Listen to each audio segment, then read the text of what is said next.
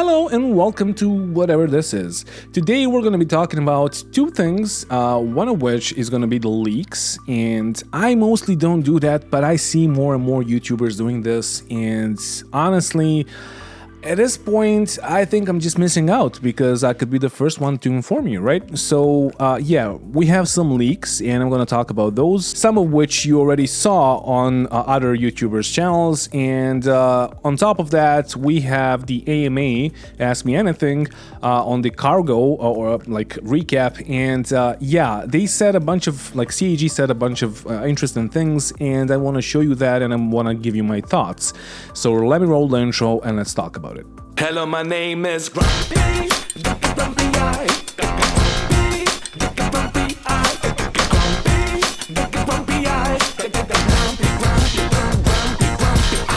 Alright, so first of all, tell me if you like this kind of content. First of all, I don't know if I'm breaching any contracts. I'm not, or NDAs. I shouldn't be because this is already public info.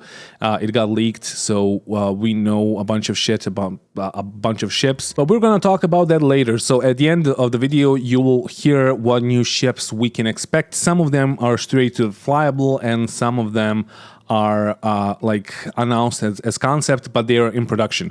So let's take a look at the AMA, or the Ask Me Anything, that CAG just had on their own Spectrum on the forums, and what can we expect from the future of cargo hauling. So will cargo loading timers be a part of 318? At the moment, so this is the answer, nothing changes with loading and unloading.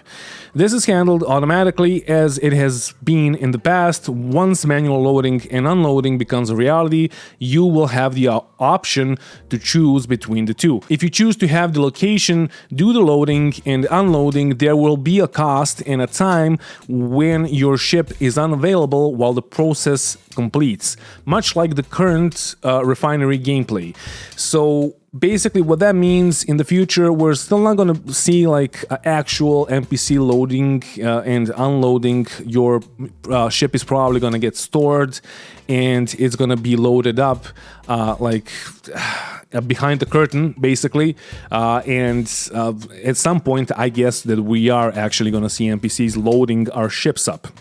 Now, the next question is, but like that's not going to happen in 318. So that's what I said. Like you're still going to have the same cargo gameplay. The only thing that changes is that the cargo boxes are detachable from the grid now. You will not be able to walk through them anymore. You will be able to handle them when with your tractor beam, etc. Now, the next question was, in the ISC cargo missions were mentioned, blah, blah, blah. So here's the talk about the cargo missions. And this is an important one. And this is a thing that I really like, but I also dislike to a point, and you'll see why. After 318, we want to separate commodity trading from cargo hauling. Commodity trading will be high risk, high reward. If you invest a large amount of your money, you will also have to manage the cost of unloading and loading, as well as protection. On the other hand, cargo hauling is just moving things from NPCs or for NPCs from point A to B, and you are not tied to it financially. So this is what I was asking for a long time, because yeah, like you investing a lot of money just to lose it to... when I started asking for this, we had a bunch of 30Ks and we didn't have heartbeat, and we were just losing cargo because, yeah, like you invest your money and you lose your cargo to a 30K. It was just fucking bad.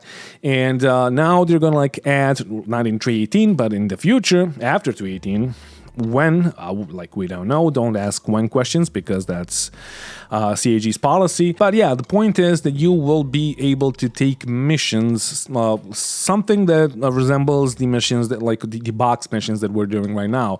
So they're going to be a bit different because you're going to have a fully loaded ship. But also, this is the thing that I dislike. Even though I like that they're adding this, they also said this. The first step here is we will be adding cargo hauling missions that extend the current box delivery missions once you can manually load and unload your own cargo. They will start small and get larger. And the only thing the players are risking is reputation.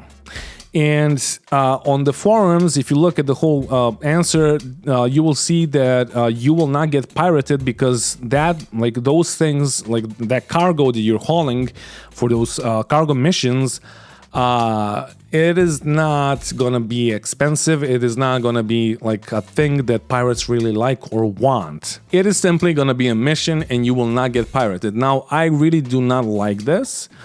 It would be good if you would still be able to get pirated because interaction, player interaction, first of all. Secondly, why not pirate those guys? Because like they are basically only losing reputation, they're not going to lose their money. And if you have like the commodity trading and cargo hauling working basically the same, the pirates would not know who they are actually pirating. Are they pirating the guys that invested their own money or the guys that are just taking a mission? So yeah, and if they can still profit from the commodity trading and cargo hauling the same, that will be good. But honestly, I don't like this change. It's not stated here, but I saw it on the forums and it was just like, why? Maybe it's on another question, but I just didn't see it here. Hey guys, Grumpy the Editor here. While I was editing this video, I realized that I didn't really explain myself and I should elaborate a bit more. So whenever we're talking about like game loops and how you do things, certain things in games, we always talk about low risk, low rewards, and high risk, high rewards. And this is the perfect solution to give players the low risk, low reward. So if they get pirated and they're just doing the cargo mission, not like selling shit they bought with their own money, if they get pirated, it's a low risk situation because yeah, they're just gonna lose the reputation. But they're not going to lose the money. They're going to lose the money that they should have gotten, but they didn't invest anything into the cargo itself. But if you like step it up and you invest into the cargo itself and you get pirated, then it's a high risk, high reward situation. So you are going to get a lot of money. Like if the profit margins go up, and honestly, I hope they will. And I hope that it's going to be really profitable to do cargo, profitable enough for you and your comrades or like other players that you're going to hire for security. And then that's a high risk, high reward situation where if you get pirated, yes, you lose everything, yes, but you like if you don't, you get a high reward. You're gonna like get a lot of money. But like doing it this way, I understand that CAG wants to cater to the people that are basically solo players and that don't really want player interaction. But like it's an MMO, and in MMOs you should have more player interactions. So hopefully they're gonna change their like stance on this, but I guess we'll see. I don't know. And yeah, like I honestly dislike this. And also one more thing, they took the whole segment out of the AMA that they posted on the website. I don't know why, but I saw it on the forums. So yeah, that's basically all I had to say, and let's get back to the video. So the next question is, will cargo containers stolen by pirates be recognized by buyers as being stolen? If so, then what happens if I willingly transfer my cargo to another player to sell for me? And here's the answer. When a player purchases commodities, those are owned by the player that purchases them. Okay, CAG. Anyone else trying to sell them will have to use a no questions asked terminal. You can see that on like that terminal is on Grimhex and like Referral 5 and like some stations you can find them in the locker rooms. I don't really like that, like that we need to interact with the terminal. If you're like selling something to something like some stolen goods, it would be nice if there was an NPC, but sure, like terminal works, but that's not my main gripe. And I'm going to tell you what my main gripe with this is. So they will need to use the no questions asked terminal, and they will not receive full price for anything that they are trying to sell. Sure. Even if I give a cargo container to a friend, they would have to sell it at the no questions asked terminal, and they would not get the full price for the commodity. Grimhex, for example, would be a location I could fence my stolen goods. Sure. So here's why I have a gripe with this. I understand the game logic behind this, and I understand that this is the easiest way to make it all work.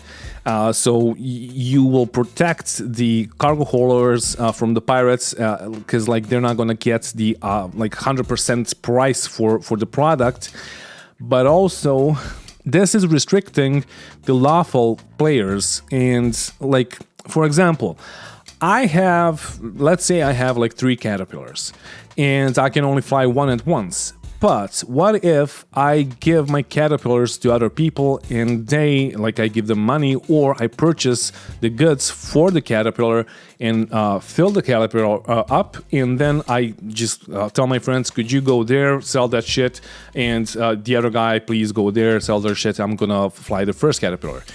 And like that, we can have like a trading route, and we can have like a basically trading business. And then at one point when the business grows, what if I want to just sit back in my like A90 jump chair and relax while my business is running on its own, because I'm giving my caterpillars to other people and they are like other friends, and they are just selling the goods that I bought for them, and they are returning the money to me. That would be really cool, right? And also there are like other things with this. I don't know how this is going to work in the future with the saddlebags that we have on the prospector or the mole. Like once you drop them, is that saddlebag going to be yours, or the guy that received it and like transferred it into the like refinery ship, or like how is that going to work? Like I don't really understand it, but sure, at this point I understand that they don't want to change this, but this needs to be changed in the future, because this is just restricting a lot of potential gameplay that we could have as like lawful players, basically. Now the next question is going to be, I would love to be able to buy 1 or 2 SU boxes to be able to put whatever we want in them, blah blah blah. Sure. The answer is, I want you to be able to do that as well, rather than having to blow up your ship and create them yourself. On top of that, I want you to be able to carry those around, loot bunkers, fill them up, and then snap them to the grid once you are back to your ship. I also want you to be able to do all of this and then go back to a station and go sell all of this without having to transfer it all to the station's local inventory in order to do so. But that said, it probably won't make it to 318. So yeah, best of wishes. Basically, at some point, however, we will make it a thing.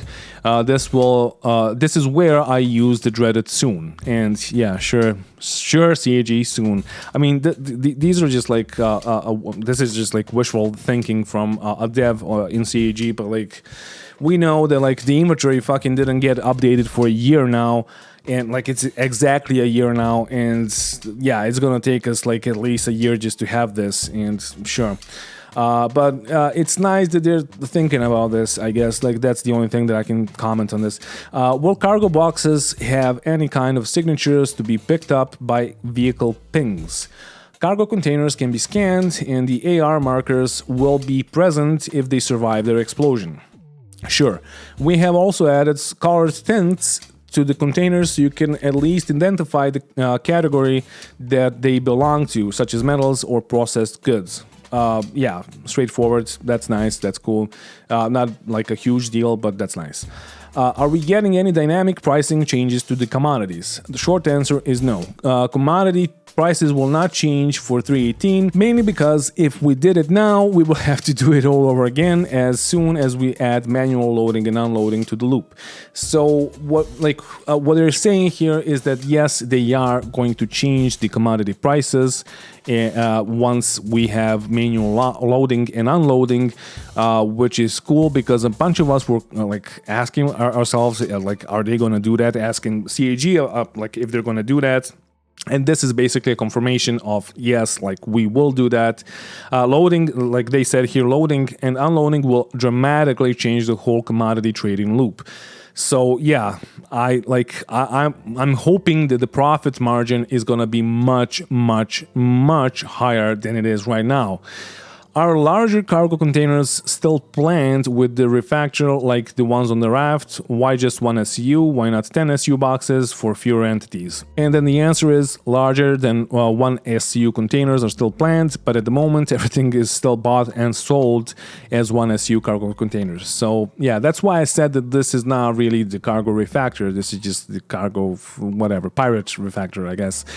Any new commodities?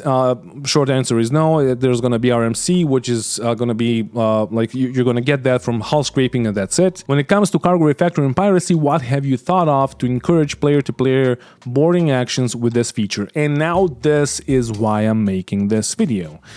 This is a huge thing, and they just did not know how to say it on a fucking camera once, like when they were doing the ISC, we just didn't understand it, and now, like, they hinted about this. Like, fuck you, don't hint shit, just tell us how it's gonna work, like, immediately, Jesus Christ. So, the answer is, well, so we hinted this in the IC, and it wasn't very clear. No, it was not clear at all. With 318, we are introducing the concept of soft death. Like that, let that sink in. There is a 70% chance a vehicle will die with its interior and cargo intact from combat deaths. Now, this is still weirdly explained, but I'm gonna try to explain it. Maybe you're gonna understand it. So, explosive deaths, or deaths by game rules, near a barrier or touching water, for example, won't trigger a soft death. What this means, okay, please explain it.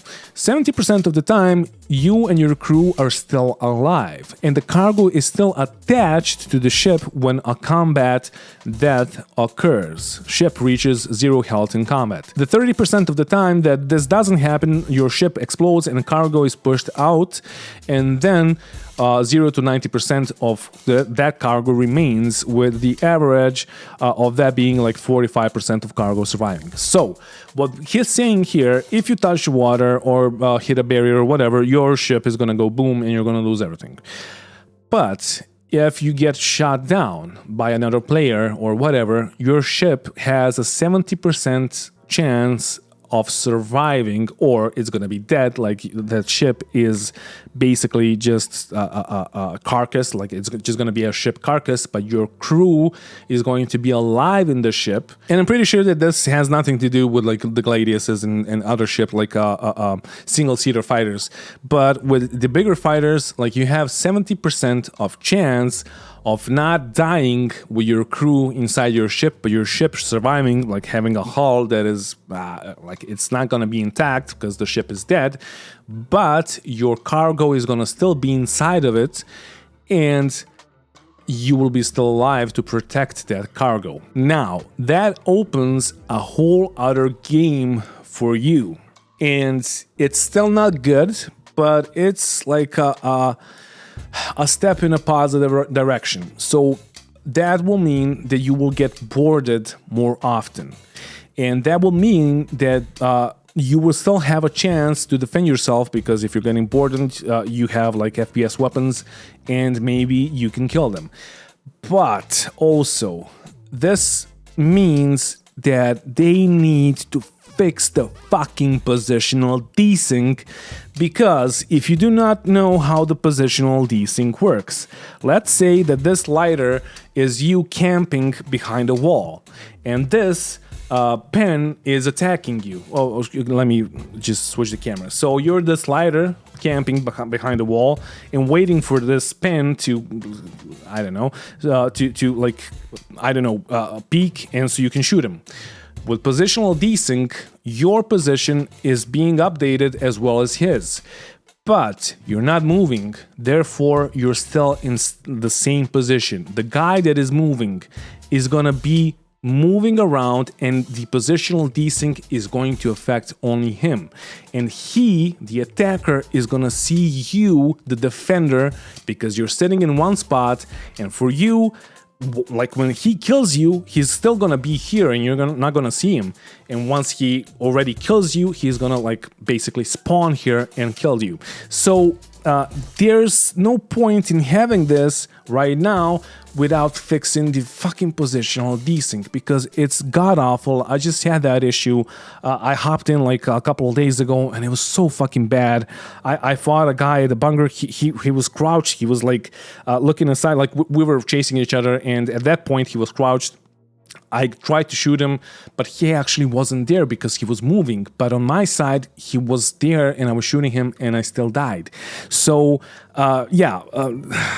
that really needs to change if they want to have like ship boarding and all of that, which we all do because that's fun. But also, I have one more thing that I need to say is that the cargo holders will lose whatever they do. They will always lose, because once your ship gets destroyed, even if you don't like explode and die in the explosion, you will still be stranded, even if you like defend your ship and kill the pirates that are trying to board you. So even if you kill them, your ship is still dead, and you will need to, like, let's say you have a C2 filled with cargo, fucking 700 SUs of cargo, and then you will need to like toss one SU boxes like 700 fucking times into the other cargo ship, let's say another C2, so you can salvage the shit that you had.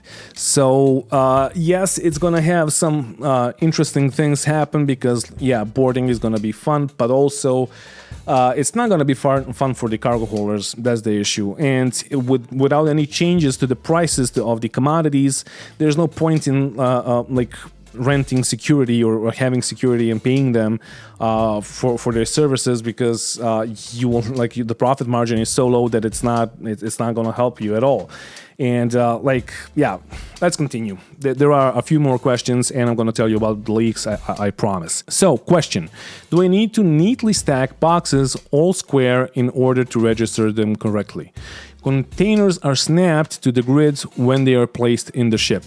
Anything in the ship or attached to the grid will be able to sell at the commodity kiosk. Buying cargo works just like it does now. You purchase from a kiosk, then cargo is loaded into the ship automatically and attaches to the grid. Once outside the armistice zone, you are free to move it around and stamp it to the grid with a tractor beam however you want. So you will be able to toss around your boxes, but still it needs to be on the same ship, because it's owned by you. Like those containers are owned by you. If you try to transfer them to your friends, so you can like split up, and one goes one way, the other goes a different way, so you can sell on different spots, which would be plausible thing to do, like a smart thing to do, because it's gonna cut the time by 2, but like also you can't do it, so there's no fucking point. So yes, you will be able to like toss around your boxes or get inside on another ship, but once you do that, the only place where you can sell those boxes is the no questions asked kiosk. So, next question. Example, a cutlass. I buy 46 SUs of goods, so it's full. On my way, I find a wreck and discover 10 boxes of 1 SU, which I also deposit in my ship. On arrival at the trade terminal to sell, would I see 46 or 56 SUs?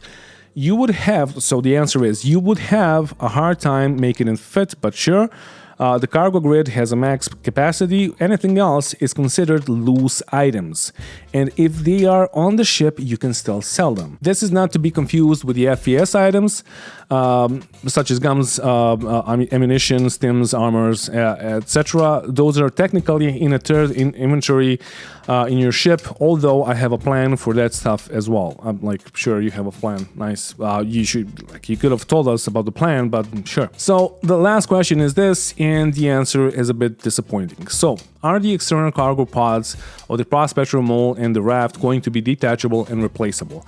If not, what happens to the mined ore and cargo aboard these ships if they are destroyed? And Jake Acapella said, because the original dev stopped answering, and he said that currently all of these ships will function similarly to how they do now once 318 comes online. Basically, they're gonna function the same. Research pods, such as the saddlebags or fuel pods, won't be detachable in this release, as a further work on vehicle tractor beams is required.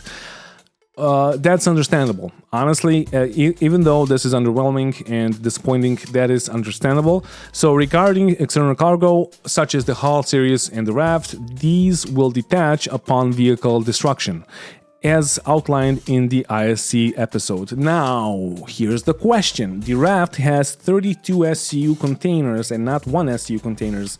So how is that going to work? I guess it's just going to spawn, like it's going to explode and spawn 96 SUs of one SU containers. And I don't like this answer is a bit like weird because raft is different to the other ships, but sure, I guess we'll see it. Like, you can't even fucking enter the raft like right now with this patch, so it doesn't really matter. Now, let's talk about the leaks that we just saw. So, first of all, there is a ship in production that is called the RSI Galaxy. It is a larger version of the Constellation series and it's made more modern. I don't know about the struts, we don't know about the looks. It is going to be announced during IAE, and like, take this all with a grain of salt because yes, these are leaks, but also these could be wrong, and they are mostly not wrong, and these are mostly not speculations, but you never know.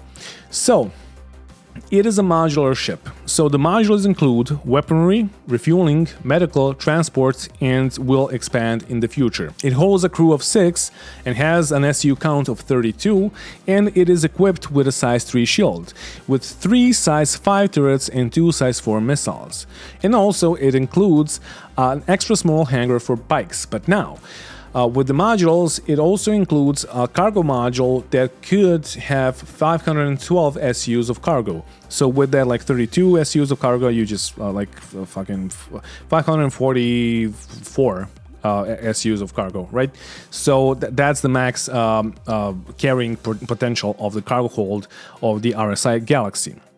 Now, it is in development. It's not just in concept, it is in development, but also it might mean that it's in development like the MISC Odyssey is. So, or the Crucible, because we saw the Crucible and we knew that it was in development. They said they had like the 3D models, and I have nothing to show you, unfortunately. That's why I'm why you're looking at my stupid face. But yeah, they had like 3D models and for the Odyssey, for the Crucible, and other ships like that, and they just like ditched them in the end, and they were not really in production, even though they were like showcased as like they are, but they're not. But apparently it is planned around like Stanton to Pyro gameplay, so for 4.0 or maybe after that. But yes, we have a bunch of modular ships right now which are not modular. The Retaliator base, the Carrack, the Caterpillar, etc. Now the question is if these are actually going to be modules that are going to work, and does that mean that with this ship, if it actually gets modules, does that mean that the Carrack is going to get its modules, and then like is this going to be like, is it going to open the module feature for other ships, or is it like, is this ship going to be the only modular ship? We don't know, and also like we don't know when this ship is going to be released. But what we do know is this, and let me switch the cam. This is not my picture, and unfortunately I went to the IAE in the PTU, but it was like Anvil Day, and I was waiting for the Drake Day, but I just basically fell asleep, and I just couldn't see it. I couldn't make a picture myself. You probably saw this picture. So this is the middle area for Drake's Expo. And it's going to be like the first expo, or the first day of the IAE. And this is a guy, a smallish little guy that probably took the picture. And this is the area where the Drake cutter is going to be, probably. Now, there are some mentions in the game files that the cutter is going to be straight to flyable. I don't know if that's true, but if so, great, but also we have no idea what it is. Basically, whatever it is just going to be a gunboat, and that's it. Because that's what most ships in this game basically are, except like specialized ships like the mining ships and now the salvage ships. But it's probably not going to be a salvage ship because that's not selling in the game. And if they're releasing it with the Corsair, it's probably going to be something big. Now, look, I don't know if this is like if the ship is going to fill the red area or if it's going to be all filling up the whole fucking gray area too. We have no idea. It should be a large ship, but also how large, fuck if I know. But yeah, like I don't want to.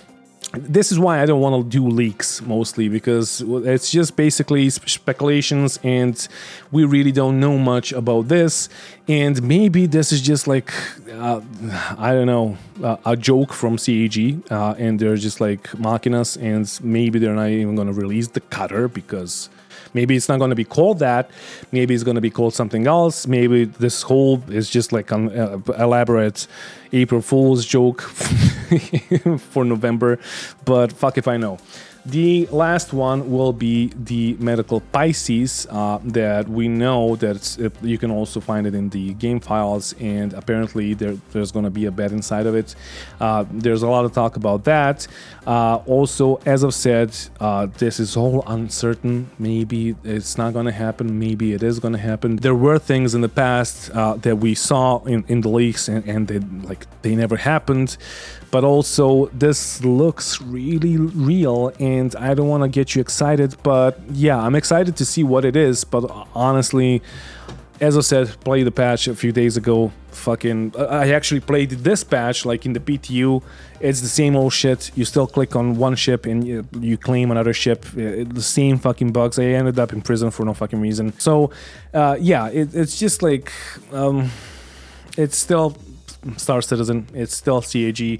So yeah, don't waste your money on nothing. You're gonna be probably able to, if it's in the game and if it's really straight to flyable, you will be able to rent it first day, and you will be able to fly it and test it out and see how it is, and maybe buy it if you want to. But also, I don't suggest you do, because honestly, we only had like one patch the whole fucking year, and that's what CAG says, that it is much faster, because now that they're like working on Squadron 42 and focusing on that and giving us features from Squadron 42 into the PU, now suddenly somehow the PU is developing much faster, like in a faster pace, and like we're getting not tier 0 things anymore, but we are, and it's obviously fucking slower. We got a single patch in April, and then like it was 3.17 in April, and then 0.1, 0.2, 0.3, and now it's going to be a 0.4.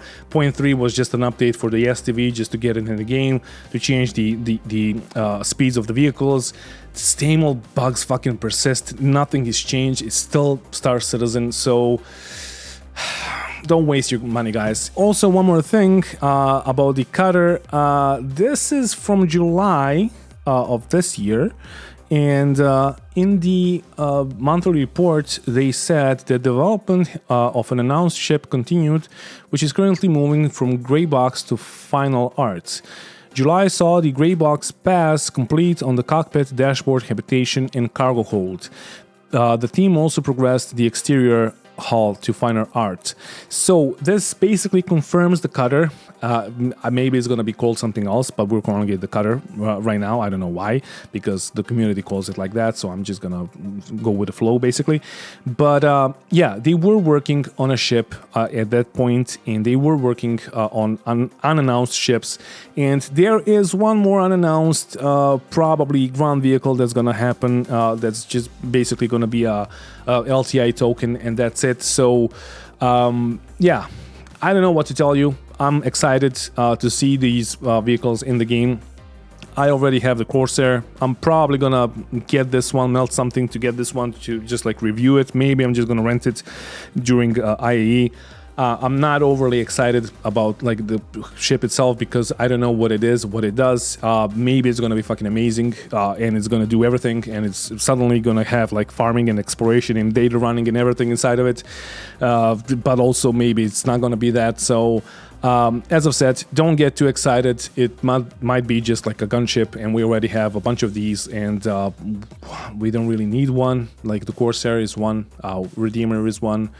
basically every ship is a gunship because we don't have that many like game loops and features in the game already to like justify having like an MSR and stuff like that. I talked about this on the channel a bunch of times, so yeah, I'm not gonna prolong this video anymore. I hope you learned something today, and thank you for watching, and thank you to all my patrons for supporting the channel. If you want to support the channel, there's gonna be a link down in the description of the video, and it's a little Patreon link, and you're gonna support me if you want to, like for buying ships for Star Citizen and giving them away, or just like reviewing them, or buying stuff for the studio, etc, etc.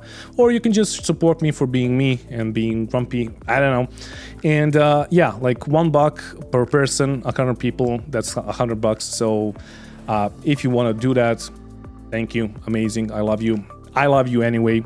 So again, thank you for watching, and don't forget to bring a towel when you're traveling to space, and mwah, bye.